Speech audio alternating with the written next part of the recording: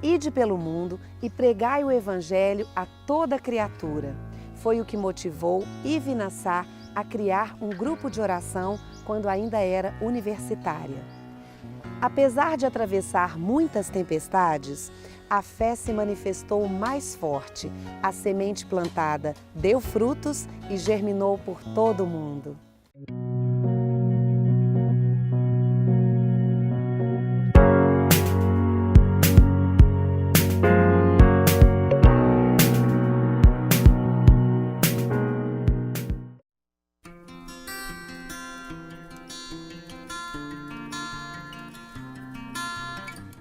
Eu sou Ivna Sá dos Santos, eu tenho 42 anos, sou casada, tenho 3 filhos e me formei em jornalismo, mas eu exerço a minha profissão como fotógrafa de família e de mulheres. E sou uma das pioneiras do Ministério Universidades Renovadas no Brasil. A minha infância foi em Governador Valadares, uma cidade do leste de Minas.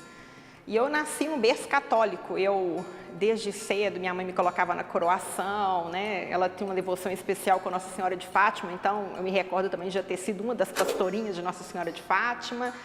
E lá em Valadares eu fiz o sacramento da Eucaristia, eu fiz a primeira comunhão, depois eu fiz a crisma. Com 16 anos, um jovem me parou naquelas barraquinhas de igreja assim que acontece lá no mês de maio, na minha paróquia em Valadares.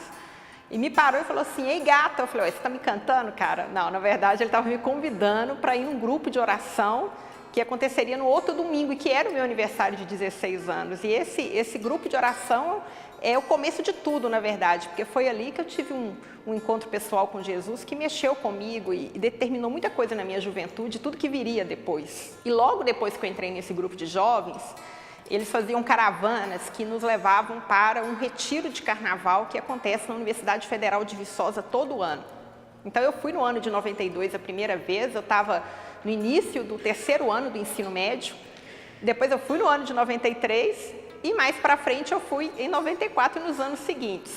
Em 94 eu chego no encontro de carnaval, mas com uma decepção profunda, uma frustração terrível de não ter sido aprovada no vestibular da UFMG e em outras federais. E eu me recordo que quando eles ofereceram, era o retiro de 94, eles falaram assim: quem é universitário aqui deveria participar de um seminário específico para estudantes universitários, que era quando seria apresentado o então projeto Universidades Renovadas. Mas eu nem queria participar, eu fui meio a contragosto, assim, por causa de uma colega, porque eu nem me considerava universitário. Eu havia passado no vestibular na FAF-BH, hoje UniBH, mas na antiga Faculdade de Filosofia, Ciências e Letras de Belo Horizonte, no curso noturno, e meu objetivo era: eu vou fazer 6 meses ali e depois eu vou trancar e vou tentar a sonhada vaga no FMG. Mas aí, Deus, com os seus caminhos, com suas surpresas, me apresentou um sonho que é de evangelizar as universidades para formar o que nós chamamos de profissionais do reino, profissionais que coloquem sua profissão a serviço do evangelho. E a partir daí eu volto de Viçosa para Belo Horizonte, onde eu iniciaria o curso com uma missão um tanto quanto difícil, que era formar um grupo de oração universitário, que a gente chama de GOL, dentro da faculdade, que até então eu iria começar meu curso de jornalismo. O meu primeiro grande desafio, para ser um grupo, precisava ter outra pessoa comigo. Era achar alguém que topasse um encontro comigo. E foram 9 meses de espera, recebendo não sobre não. Primeiro eu fui até aquelas pessoas que eram inseridas dentro da Renovação Carismática Católica, de onde surgiu Universidades Renovadas. Ninguém tinha tempo.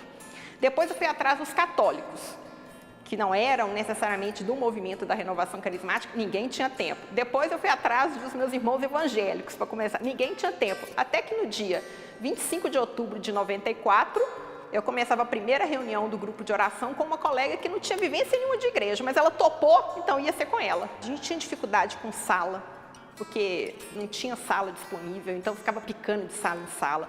A gente tinha dificuldade com as pessoas serem fiéis a um encontro, porque eu tenho prova, hoje eu cheguei atrasado do trabalho, todo dia tinha uma desculpa, mas Deus me deu a graça de ser fiel. Então, havia momentos assim em que eu não tinha ninguém, eu chegava para o encontro, muitas vezes eu chorei sozinha perguntando para Deus assim: meu Deus, qual o sentido de tudo isso? Eu ficava ali sozinha, aí entrava alguém na sala e perguntava: o que está acontecendo? Eu posso ficar aqui um pouquinho? Aí a pessoa pedia para estudar lá. Eu falei: pode ser. Aí ela me via ali lendo a Bíblia, começávamos a dialogar e de repente aquela pessoa estava participando do grupo. Então era uma atitude às vezes silenciosa, às vezes com uma ação na faculdade. Com o passar do tempo, a faculdade começa a nos olhar com olhos bons, né? Era até um marketing para a faculdade, tem um grupo daquele ali.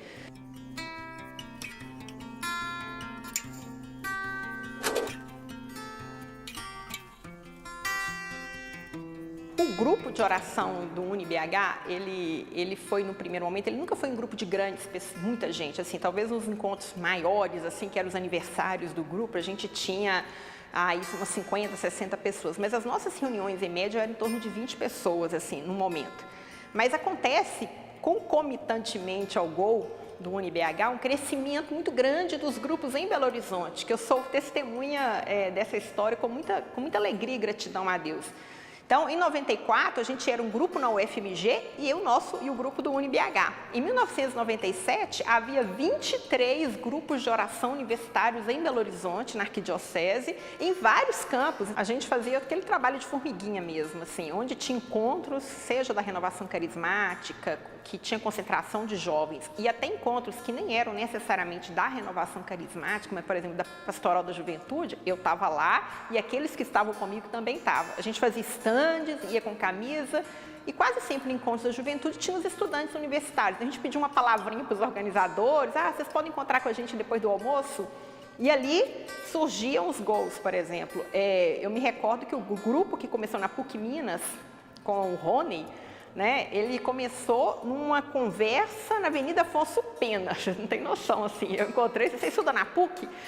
Cara, eu tenho que te falar de um projeto. Eu falava, eu não acreditava que a pessoa ia fazer, mas eu fazia a minha parte. Tem um trecho na Palavra de Deus que está no livro de Eclesiástico, no capítulo 51, é o último versículo do livro do Eclesiástico, que sempre foi para nós uma palavra de ordem, que diz assim: cumpri a vossa tarefa antes que o tempo passe, e no devido tempo eu vos daria recompensa. Então, a gente sempre fala, olha, você tem que evangelizar a faculdade quando você é estudante. Depois que você formar, não tem jeito mais. Então, o tempo que você tem é o quê? 4, 5 anos, é esse tempo, então faça a sua parte.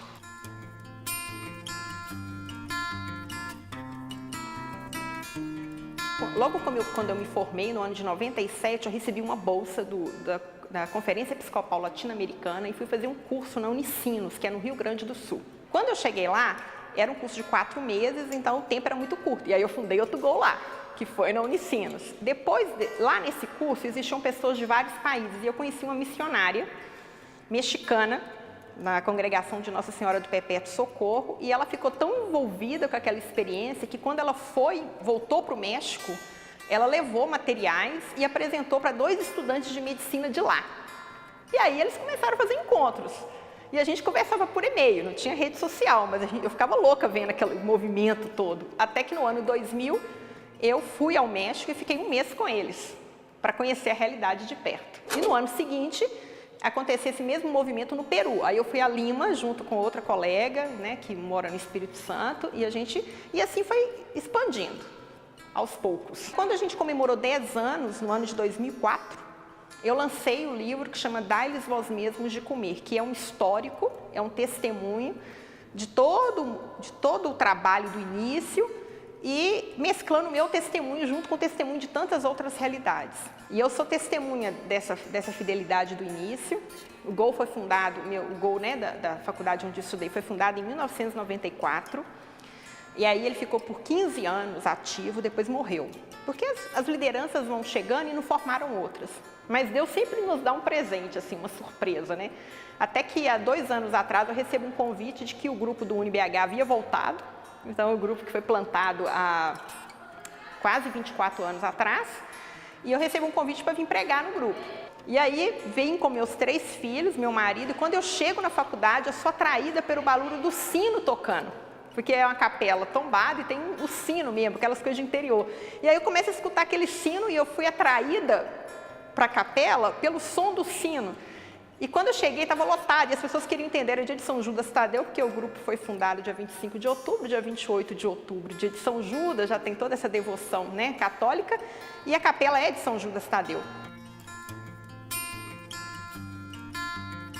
A fé é a coragem de dar o passo seguinte sem saber o que vem pela frente, mas confiando cegamente de que Deus sempre cuida de tudo, e da melhor maneira possível, ainda que naquele momento a gente não consiga compreender muito bem o seu plano. Eu falo que meu sonho era estudar na UFMG, meu sonho era fazer uma carreira na UFMG, assim, uma vida acadêmica na UFMG. E, no entanto, Deus foi e me apresentou uma história totalmente diferente. E eu sou muito grata a Deus por isso. Quando Deus dá uma missão a Moisés de conduzir o povo hebreu à terra prometida, Moisés não vê, depois de 40 anos caminhando com o povo no deserto, Moisés não entra na terra prometida, quem vai entrar é Josué. Mas Deus chama Moisés e pede para que ele possa avistar. Então, antes da sua morte, ele avista a terra prometida. Eu fico pensando que quando ele avista a terra prometida, ele deve olhar para trás, para aqueles 40 anos de caminhada e toda dificuldade de vida e falar assim, valeu a pena. Hoje, quando eu contemplo, eu falo contemplar, nos jovens, nas novas gerações, todo esse amor, todo esse carinho com essa obra, ver que ela não morreu na minha geração, mas que ela segue perdurando, eu faço um pouquinho assim, na medida do possível, essa experiência de Moisés. Eu fico avistando tudo que pode vir por meio dessa juventude que está chegando aí, com tantos desafios, e ao mesmo tempo olhando para trás e falar assim, todas as dificuldades desses anos todos valeram muito a pena.